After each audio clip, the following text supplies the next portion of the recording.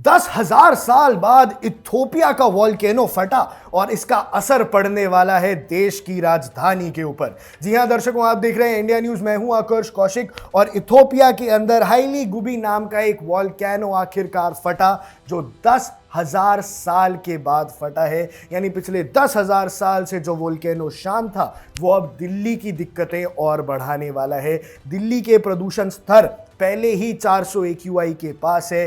Grab 3 और grab 4 Delhi में लगा हुआ है। दिल्ली में हर प्रकार की कंस्ट्रक्शन बंद है। दिल्ली में BS4 डीजल, BS3 पेट्रोल गाड़ियां भी बंद है और दिल्ली के लोग प्रदूषण से परेशान हैं। दिल्ली के लोग प्रदूषण के खिलाफ प्रोटेस्ट कर रहे हैं।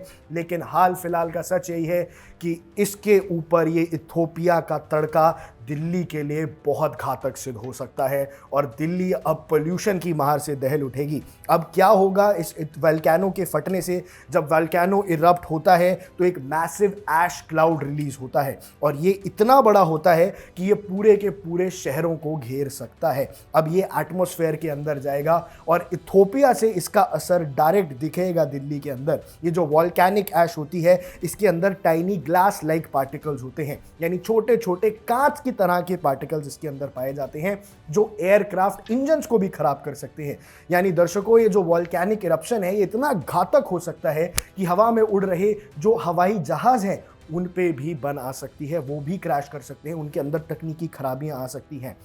अब बात क्या सामने आ रही है? वो जो ऐश क्लाउड बना है, जब वोल्केनो इरप्ट हुआ, लावा निकला तो उससे एक ऐश क्लाउड बना, वो ईस्ट की तरफ आ रहा है और ये एशेस को ईस्टवर्ड पुश कर रहा है। यानी इथोपिया से अगर ईस्ट की तरफ आओगे तो भैया दिल्ली ही आएगा। दिल्ली में जहां पहले ही प्रदूषण की मार है, पहले ही AQI 400 है, वहां पे ये मैसिव क्लाउड, ऐश क्लाउड आ जाएगा, राख का क्लाउड आ जाएगा, तो कितनी परेशानी हो सकती है। अब फोरकास्ट ये शो कर रही है कि ये अरेबियन सी की तरफ आएगा और पॉसिबली पार्ट्स ऑफ इंडिया। लेकिन जिस तरह पे नॉर्थ इंडिया की ज्योग्राफिकल लोकेशन है, ऊपर से हिमालय से हम कवर्ड है और हमारी वो जो पोल्यूशन है, जो हवा है, वो वहाँ से पास नहीं कर पाती है, इसीलिए अब ये खतरा दिल्ली के लिए बहुत हाई है।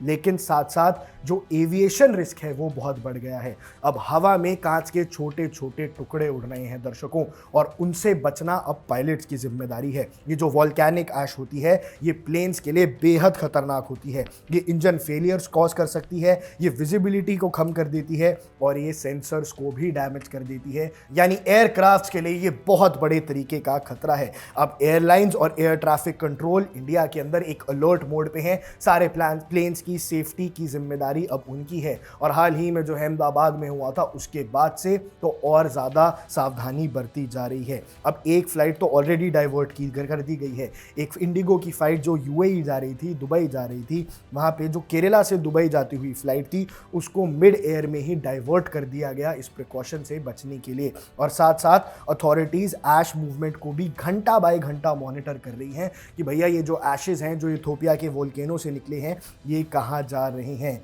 अब फ्लाइट्स, अब एक अगर आप एयर ट्रैवल करना चाह रहे हैं और स्पेशली नॉर्थ की तरफ या अरेबियन सी की तरफ जा रहे हैं, महाराष्ट्र की तरफ जा रहे हैं या दुबई की तरफ जा रहे हैं, तो ये बात आपको समझनी है कि जो मिडिल ईस्ट के रूट्स हैं वो एडजस्ट होंगे। तो अगर आप मिडिल ईस्ट के किसी भी देश जा रहे हैं, चाहे वो सऊदी अरेबिया हो, चाहे वो UAE हो, तो भैया आपको बच के रहना है, अपनी फ्लाइट्स ध्यान से प्लान करिएगा।